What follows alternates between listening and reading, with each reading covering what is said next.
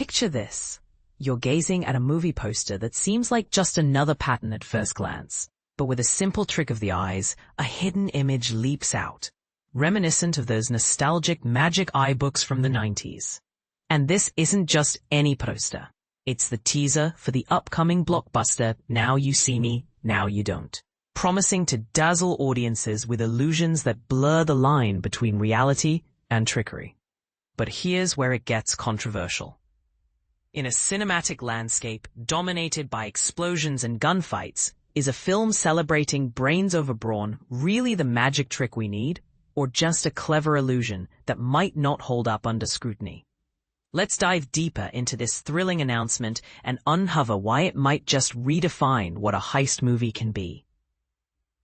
Lionsgate, the studio behind the franchise, has officially unveiled this innovative poster for the third installment in the Now You See Me series, set to hit theaters on November 14. For those unfamiliar, Magic Eye images are those optical illusions where a seemingly random pattern reveals a 3D picture when you cross your eyes and focus just right. It's like training your brain to see beyond the surface. And it's perfect for a movie about magicians pulling off impossible feats.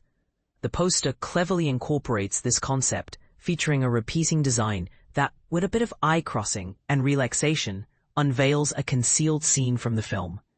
It's a fun nod to the illusionary themes that run through the series, and you can check it out below to try it yourself. Who knows, it might even give you a sneak peek at the twists ahead. Joe Blow's Chris Bumbre, who caught an early look at footage during CinemaCon, raved that the new movie looks more significant in scope and scale. This expansion isn't just hype. It suggests the story is ramping up the stakes, blending high-tech magic with global intrigue in ways that could appeal to both longtime fans and newcomers. And this is the part most people miss. The original Now You See Me cast is back in full force, with Jesse Eisenberg, Woody Harrelson, Isla Fisher, who sat out the second film, Dave Franco, and Morgan Freeman, reprising their iconic roles as the Four Horsemen. They've been joined by fresh faces like Justice Smith, known for his role in Dungeons & Dragons: Honor Among Thieves, Dominic Sessa from The Holdovers, Ariana Greenblatt, star of Borderlands, and Rosamund Pike, who dazzled in Saltburn. This mix of veterans and rising stars promises a dynamic blend of experience and energy, potentially sparking debates on whether new blood could elevate a franchise or risk diluting its original charm. Sponsored content, Now You See Me, Now You Don't, aims to reintroduce viewers to the thieving illusionists of the Four Horsemen, while welcoming a new wave of magicians to the stage. To clarify for beginners, think of it as a magical relay race where seasoned pros pass the baton to eager apprentices, all united against a common foe. Here's the official synopsis to break it down.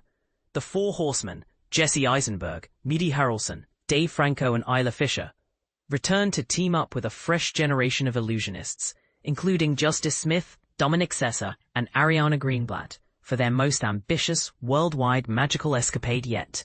Their goal: to unmask the corruption of Veronica Vanderburg, a wealthy diamond heiress, played by Rosamund Pike, whose connections to arms dealers, traffickers, and warlords make her a formidable villain. With guidance from the wise Thaddeus, portrayed by Morgan Freeman, these two generations of magicians must bridge their differences to outsmart a sly and perilous adversary. Expect a heist packed with the franchise's trademark surprises, plot twists, and jaw-dropping reveals. Featuring some of the most spectacular illusions ever filmed. Imagine levitating buildings or vanishing treasures, all executed with precision and flair. The film is helmed by director Ruben Fleischer, whose credits include Venom, Uncharted, and Zombieland, bringing his knack for high-octane action and humor to this illusion-filled world. The screenplay comes from Seth Grahame-Smith and Michael Leslie, with contributions from Paul Wernick and Rhett Reese, and a story by Eric Warren Singer, all building on characters originally created by Boaz Yakin and Edward Ricourt. Lionsgate is producing it in partnership with Media Capital Technologies under the Cohen Pictures banner. Chris Bumbre offered more insights after viewing the trailer at CinemaCon. The movie focuses on a new team that idolizes the Horsemen. They team up with Eisenberg's character to steal the Heart Diamond, as the family that owns it, headed by Rosamund Pike, funds terrorism.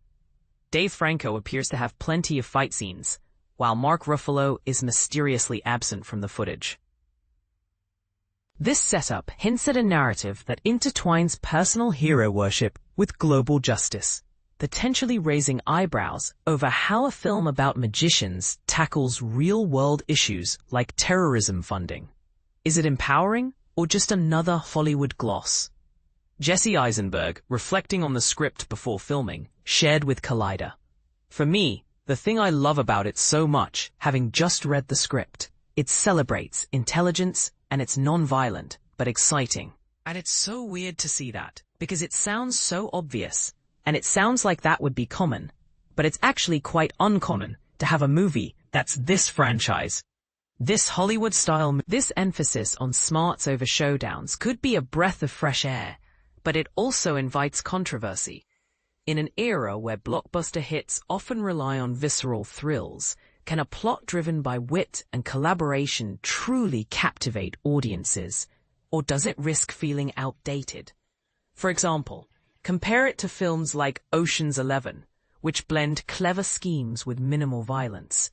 Does Now You See Me push that envelope further, or does it play it too safe? What do you think? Is a non-violent, intelligence-focused heist the antidote to over-the-top action flicks, or does it miss the mark in today's entertainment landscape? Do you believe mixing generations of characters adds depth, or could it complicate the story? Share your opinions in the comments. I'd love to hear if you're excited for the illusions or skeptical about the stakes.